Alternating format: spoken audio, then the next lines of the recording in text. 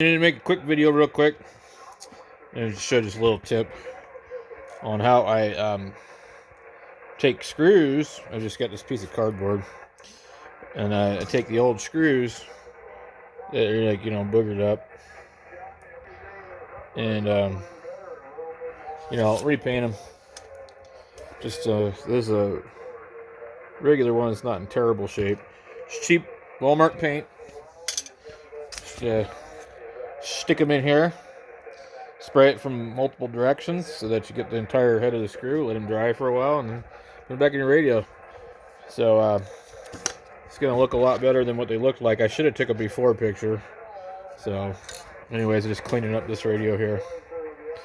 So that's your quick tip of the day. And anyways, if you have any other ideas that work better.